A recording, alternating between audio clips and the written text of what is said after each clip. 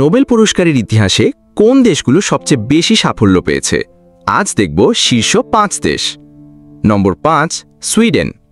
মোট নোবেল 33টি, সেরা ক্যাটাগরি চিকিৎসা 8টি।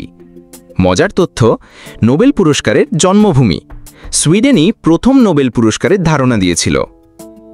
নম্বর 4, ফ্রান্স। মোট নোবেল 72টি, সেরা ক্যাটাগরি সাহিত্য 16টি। বিখ্যাত বিজয়ী মারি কুরি 2বার নোবেল জয়ী, প্রথমবার ফিজিক্স এবং দ্বিতীয়বার রসায়ন। নম্বর 3, জার্মানি। মোট নোবেল 111টি, সেরা ক্যাটাগরি রসায়ন 34টি।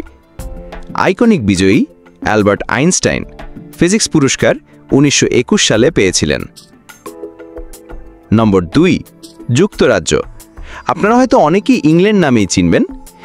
মোট নোবেল 137টি, সেরা ক্যাটাগরি সাহিত্য 30টি। রেকর্ড ডিএনএ আবিষ্কারকারী ফ্রান্সিস ক্রিক ও জেমস ওয়াটসন 1962 সালে নোবেল পেয়েছিলেন। নম্বর 1, যুক্তরাষ্ট্র বা ইউনাইটেড স্টেট অফ আমেরিকা।